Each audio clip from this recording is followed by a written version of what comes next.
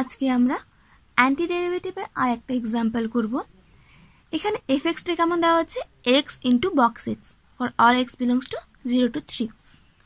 তো পরে কোশ্চেনগুলো দেখছি। ফার্স্টে কি করবো, আমরা বক্স এক্সটাকে ডিফাইন করে নিই। বক্স এক্স কেমন হয় আমাদের,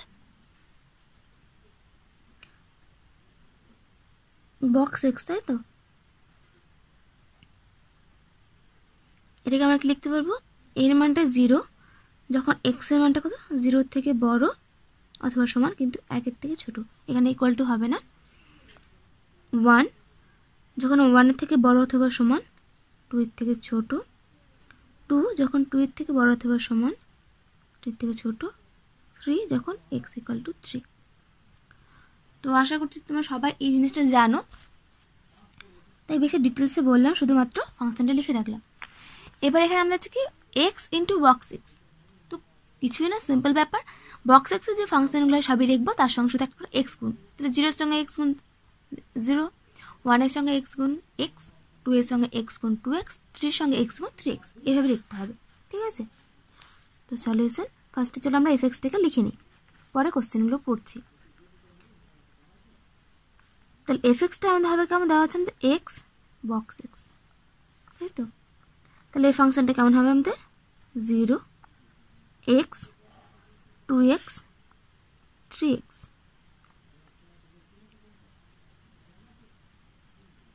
জিরো থেকে 1 এর মধ্যে, 1 থেকে 2 এর মধ্যে,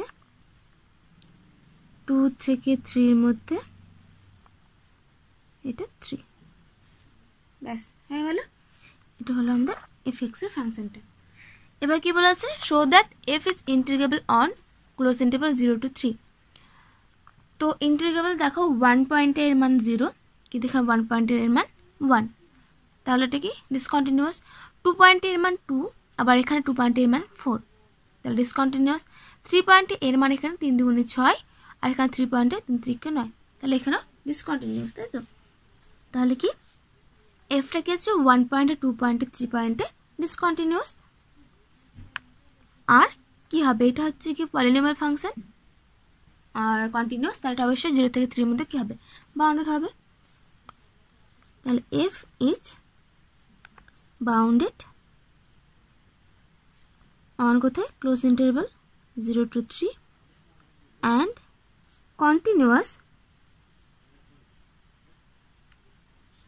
on 0 to 3 except কোথায়, at the points, কোন কোন পয়েন্টে, 1 2 3। therefore কি, therefore f is integrable। তাহলে ফাইনাল সংখ্যক পয়েন্টে ডিসকন্টিনিউয়াস, তাহলে কি হবে এখানে এফটা ইন্টিগ্রেবল। ব্যাস, তারপর হচ্ছে ইভ্যালুয়েট 0 to 3 এফ, এটা তো একদমই সহজ। এটা চলে গেলো আমাদের 1 নম্বর। এবার 2 নম্বর, 0 to 3 এফ ডিএক্স, এটা বের করতে বলেছে আমাদের। যেহেতু আমরা এখানে আমার রিমেন চ্যাপ্টারে করছি, তাই এখানে আমি ডিরেক্টলি এটাকে ভাঙতে পারবো না, আমাদের কি ফর্মুলা ইউজ করতে হবে। ঠিক আছে, এটা পরে করব আমরা। ফার্স্টে কি করব, আমরা কিছু ফাংশন ধরে নেব। লেট আস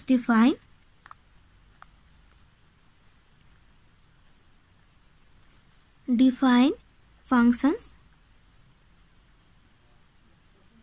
কোন কোন ফাংশন, একটা phi 1, একটা phi 2, একটা phi 3। এগুলো কিন্তু অ্যান্টি ডেরিভেটিভ নয়, এগুলো এমনি একটা ফাংশন ধরে নিয়েছি আমরা। ঠিক আছে, অন কোথায় কোথায়, 0 থেকে 1 ইন্টারভাল, 1 থেকে 2 আর 2 থেকে 3, এইটুকু ইন্টারভালের মধ্যে। ক্লোজ ইন্টারভাল 0 থেকে 1, ক্লোজ ইন্টারভাল 1 থেকে 2 আর ক্লোজ ইন্টারভাল 2 থেকে 3। যেহেতু আমাদের ইন্টিগ্রেশন করতে হলে কী হবে, এখানে দেখো যদি আমরা এফএক্স থেকে ডিরেক্টলি ইন্টিগ্রেশন করতাম, তাহলে আমরা কী করতাম, 0 থেকে 1, 1 থেকে 2, কিন্তু আমাদের ইন্টারভাল সবসময় ক্লোজ লাগে। এখানে 1টা কিন্তু ওপেন, এখানে 2টা ওপেন, এখানে 3টা ওপেন, তাই ডিরেক্টলি করতে পারবো না। এখানে আমরা কী করবো, 5 ফাংশনটা ধরে নিলাম, এখানে আমরা ক্লোজ ইন্টারভাল নিয়ে নিয়েছি। ঠিক আছে, রেসপেক্টিভলি বাই, এভাবে ধরছি 5 1 x। এই ফাংশনগুলো এই ইন্টারভ্যালের মধ্যে এই ফাংশনগুলো আমরা ধরবো, ঠিক আছে। শুধু এখানে ওপেন ছিল, ওখানটা আমরা ক্লোজ নিয়ে নিচ্ছি। এটা 5 1, এটা 5 2, এটা 5 3। তাহলে 5 1 হচ্ছে 0, 5 2 x হচ্ছে আমাদের কত x, আর 5 3 x হচ্ছে আমাদের 2x। আর যেহেতু ইন্টারভ্যাল নেই তাই আমরা কিছু ধরছি না, ঠিক আছে, হয়ে গেল। তাহলে therefore 0 to 3f এটাকে আমরা কি লিখতে পারবো 0 to 1f, 1 to 2 plus 2 to 3, ঠিক আছে। ভাঙতে তো পারবো, ঠিক আছে, কিন্তু এখানে 0 থেকে 1 এর ক্লোজ ইন্টারভ্যালের মধ্যে এফ এর মান জানি না আমরা, 1 থেকে 2 ক্লোজ ইন্টারভ্যালের মধ্যে এফ এর মান জানি না, সেমভাবে 2 থেকে 3 ক্লোজের মধ্যে এফ এর মান জানি না। তাই এটাকে আমরা কি করতে পারবো, চেঞ্জ করতে পারবো। একটা আমরা থিওরেম পড়েছিলাম যে এফ ফাংশন আর কোনো অন্য একটা ফাংশন যদি কি হয়, কোনো একটা পয়েন্ট মানে ফাইনাল সংখ্যক পয়েন্ট ছাড়া সব জায়গায় একই হয়, তাহলে আমরা এফ এর জায়গায় সেটা দিয়ে ইন্টিগ্রেশন করলে মানটা একই দেবে। এখানে দেখো 5 1 এর সঙ্গে এফটা এইটুকু ইন্টারভ্যালের মধ্যে পুরোটা সমান, শুধুমাত্র 1 পয়েন্টের মধ্যে, তাহলে একটা ফাইনাল সংখ্যক পয়েন্ট। আবার সেমভাবে 5 2 এর ক্ষেত্রে এফ এক্স এর এইটুকু ইন্টারভ্যালের মধ্যে সম্পূর্ণ সমান, শুধুমাত্র 2 পয়েন্ট বাদ দিয়ে, তাহলে ইন্টারভ্যালের মানটা কি হবে সমান। তাহলে 0 to 1 এফ যা মান দেবে আমাদের 0 to 1 5 1 x আমাদের সেম মান দেবে। যেহেতু আমরা রিমান আছে তো এখানে এক্স না লিখলেও চলে, ডিএক্স না লিখলেও হয়, ব্যাস। 0 to 1 0 dx প্লাস 1 to 2 আর x dx plus 2 to 3 2x dx, ব্যাস হলো। এর মান তো 0, এর মান কত আসবে আমাদের x² বাই 2, তাহলে এর সামনে একটা হাফ থাকছে, x স্কোয়ার তার মানে 4 মাইনাস 1 তার মানে 3 বাই 2, এখানে প্লাস 2 আর x² বাই 2, 2 2 কেটে যাচ্ছে, 3 3 9, 9 থেকে বাদ গেল কত 4, তাহলে 9 থেকে 4 বাদ 5, যোগ করে দাও 10 3 13, ব্যাস এটা মানটা আমাদের আসলো, হলো। তাহলে therefore 0 to 3 f আমাদের কত চলে আসলো 13/2, হলো। এবার আমাদের 2 নম্বরটা হয়ে গেল ইভ্যালুয়েট। 3 নম্বরটা হচ্ছে show that evaluation of 0 to 3 f can not be done by the fundamental theorem of integral calculus. তাহলে আমরা কি এর অ্যান্টি ডেরিভেটিভটা এখন আমাদের ফান্ডামেন্টাল থিওরেমটা কি ছিল, অ্যান্টি ডেরিভেটিভ 0 to 3 f এর মান কি হতো আমরা হিসাব অনুযায়ী 5 মাইনাস 5 বলছে এর দ্বারা আমরা কি বের করতে পারবো না, ঠিক আছে। আচ্ছা ফার্স্ট আমরা কি করি, এই যে ছবিগুলো এফ এক্স যে মানগুলো আছে তার আমরা গ্রাফটা আঁকি। গ্রাফটা কীরকম হবে,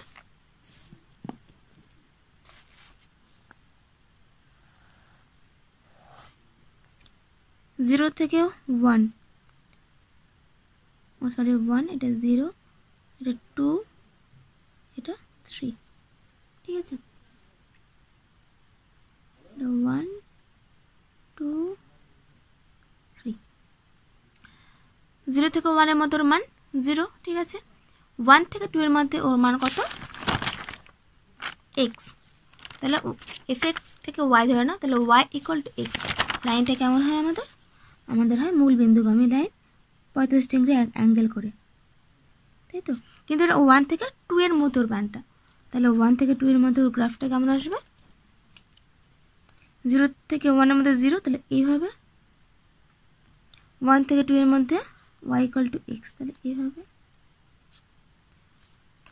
তারপরে আছে 2 থেকে 3 এর মধ্যে, 2 থেকে 3 এর মধ্যে কত y equal to 2x। y equal to 2x এর গ্রাফটা কেমন হয় আমাদের, একটু নিচে এইভাবে, তাই না। তো এর মানটা 2 থেকে 3 ইন্টারভ্যালের মধ্যে, আর কি যখন 3 পয়েন্টে তখন ওর ভ্যালু হচ্ছে 3, তাহলে কোথাও একটা পয়েন্ট হবে, সিম্পল পয়েন্ট দরকার নেই আমাদের, শুধু আমরা এইটুকুনি কাজ করবো। তাহলে এখানে, তারপর এইভাবে, তাহলে এইভাবে।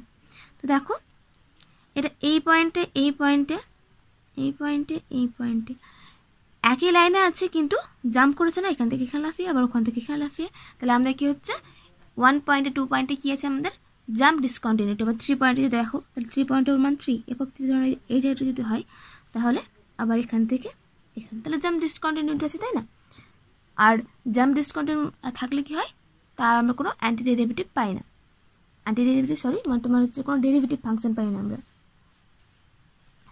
তাহলে আমরা 3 নম্বরটা করি। ধরে নিলাম যে জিটা হচ্ছে অ্যান্টি ডেরিভেটিভ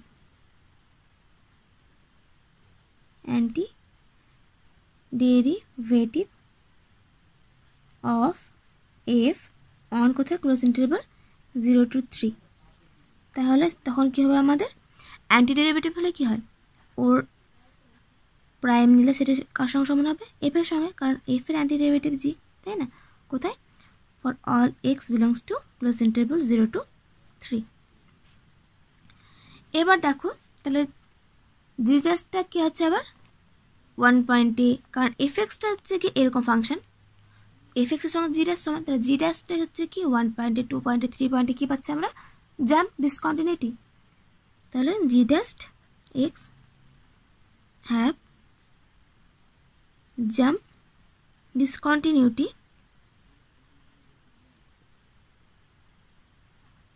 অ্যাট কোথায় 1 2 3। তাহলে since a derivative function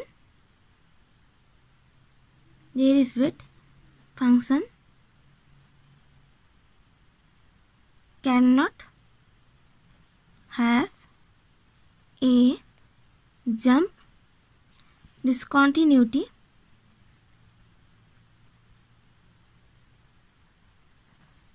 in its domain, therefore G does not exist। তাহলে কি হলো, যেহেতু যেটা কোনো জাম্প ডিসকন্টিনিউটি 1 পয়েন্টে 2 পয়েন্টে 3 পয়েন্টে পাচ্ছি, তাহলে আমরা জানি কি কোনো একটা ডিরেক্ট ফাংশন জাম্প ডিসকন্টিনিউটি থাকতে পারে না, তাহলে কি হবে, অবশ্যই জিটা এক্সিস্ট করবে না। তাহলে সিন্স তো জিটা এক্সিস্ট করছে না, তাহলে এফ এর কি কোনো অ্যান্টি ডেরিভেটিভ পাচ্ছি আমরা, পাচ্ছি না। তাহলে since f has no anti derivative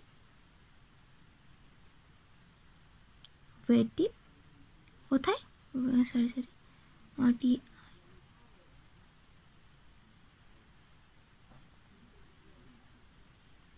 on close interval 0 to 3। তাহলে কি হবে, the fundamental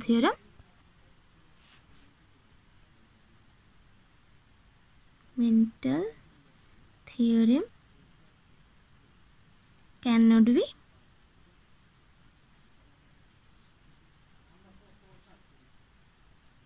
utilized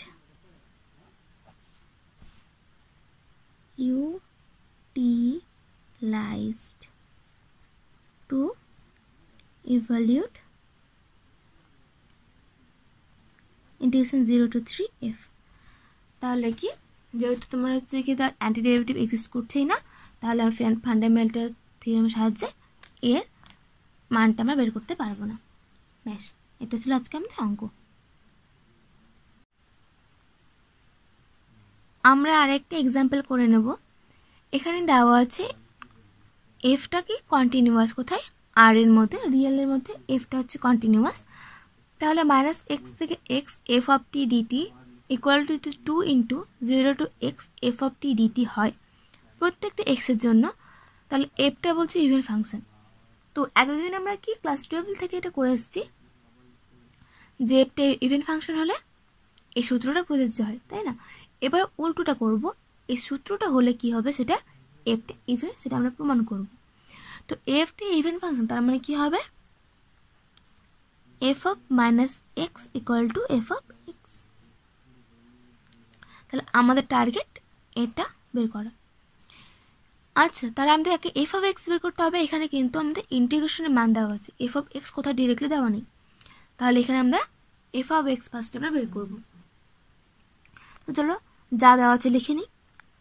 2 into 0 to x f of t dt equal to কত দেওয়া আছে মাইনাস এক্স থেকে x f of t dt. এটাকে আমরা কি লিখতে পারবো মাইনাস এক্স থেকে 0 f of t dt plus 0 থেকে x f of t dt. এখানে কি ছিল আমাদের 2 into 0 to x f of t dt। এটাকে এরপর এসে মাইনাস করে দাও, তাহলে আমরা আসবে হতে 0 to x f of t dt equal two, এটা -1 থেকে 0 আছে, মাইনাস সামনে নিয়ে 0 থেকে মাইনাস x করে দিলাম f of t dt। ব্যাস হলো, এটা 1 নম্বর দিয়ে রাখি। এবার আমরা ধরে নিই এটা capital f of x। Let capital f of x equal to হচ্ছে কত 0 to x f of t dt। আচ্ছা, এফটা কেমন দেওয়া ছিল ফাংশনটা? এফটা কন্টিনিউয়াস ফাংশন, তাই না? তাহলে since f is continuous on r, তাহলে এখান থেকে আমরা f dash x কি পাবো? যেহেতু এই ফাংশনটা কন্টিনিউয়াস, তাহলে আমরা সেখান থেকে বলতে পারি f dash x equal to কত হয়ে যায় আমাদের, প্রথমে আপার যে লিমিট তার ইন্টিগ্রেশন তার ডেরিভেটিভ এক্স এর সাপেক্ষে, তো এক্স কে এক্স এর সাপেক্ষে ডেরিভেটিভ করলে আসবে 1 ইন্টু কি হয় এখানে ফাংশনের মানটা বসে যাবে, তাহলে এফ অফ এক্স মাইনাস 0 এর ডেরিভেটিভ 0, এখানে বসে যাবে এফ অফ 0। তো 0 ইন্টু সামথিং 0 হয়ে গেল, তাহলে এখান থেকে আমরা কি পাচ্ছি F dash x equal two capital f of x.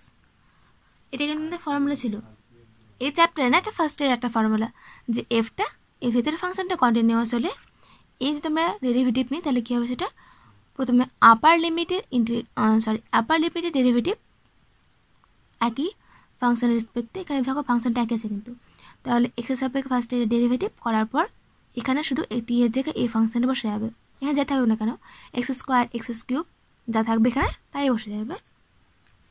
আচ্ছা, অ্যাজ ফর এক্সাম্পল তোমাদের বলছি আমি, যদি এরকম হতো লিমিটটা এক্স থেকে x square f of t dt, তাহলে কী হতো ফার্স্টে এটার ডেরিভেটিভ কত আসবে আমাদের 2x ইন্টু এখানে এই ফাংশনটা বসে যাবে, তার মানে F of x square minus, যেহেতু লিমিট বসলে মাইনাস বসে তাই এটার ডেরিভেটিভ তাহলে 1 ইন্টু এখানে আসবে এফ অফ এই ফাংশনটা বসবে তাহলে এক্স। ঠিক আছে, তো আশা করছি তোমরা এবার এটা বুঝতে পারবে। তাহলে এফ ড্যাশ এক্স বেরিয়ে গেল আমরা এফ অফ এক্স, এক কথা আমরা স্মল এফ অফ এক্স আমাদের দরকার ছিল, পেয়ে গেছে। এবার যদি কোনো ক্রমে দেখাতে পারি আমরা minus F of x equal two সঙ্গে এটা সমান, তাহলে কি বলতে পারবো সেটাই এফটা ইভেন ফাংশন, তাই না? চলো 1 নম্বর থেকে ক্যালকুলেশন শুরু করি আমরা। তাহলে ফ্রম 1 উই গেট কি পাবো আমরা, এটা মানে কত, এটা মানে আমাদের ক্যাপিটাল এফ অফ এক্স, তাই না? তাহলে আমি এখানে ক্যাপিটাল এফ অফ এক্স বসিয়ে দিলাম, তাহলে capital f of x equal to minus of 0 to minus x f of t dt minus of ধরে নিলাম minus x equal to u, তাহলে 0 টু মাইনাস এক্সের জায়গায় ইউ, যদি এখানে অত এক্স নেই তো এটা কোনো চেঞ্জ হবে না, শুধুমাত্র লিমিটটাতে আমরা লিখে দিলাম, ব্যাস মাইনাসটা থাকবেই। যখন ছিল ওখানে 0 থেকে x f of t dt, তখন এটা মাইনাস ছিল ক্যাপিটাল এফ অফ এক্স, এখানে 0 থেকে ইউ আছে তাহলে এখানে আসবে capital f of u equal to minus তো ছিলই, ইউ মানে কত মাইনাস এক্স, তাহলে এফ অফ মাইনাস এক্স, ব্যাস এটা আমাদের হয়ে গেল। এবার কি করি দেওয়ার পর এখানটায় capital f of x equal two এটা, এবার দুই পাশে আমরা কি করব ডেরিভেটিভ করব,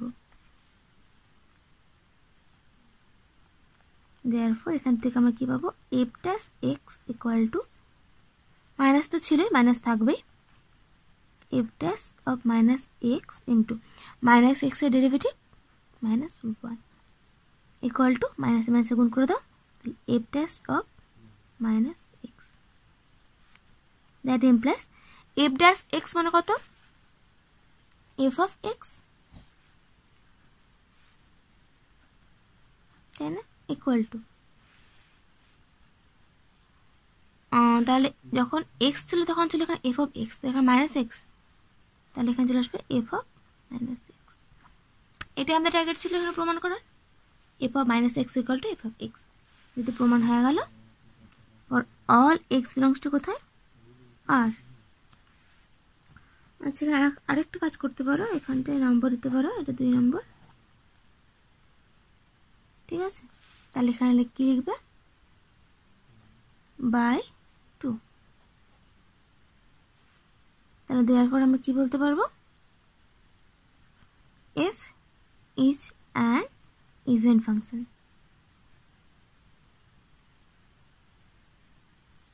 on R। ব্যাস, proved। একদম ছোট্ট একটা প্রমাণ। তো আশা করছি তোমরা এটা বুঝতে পেরেছো।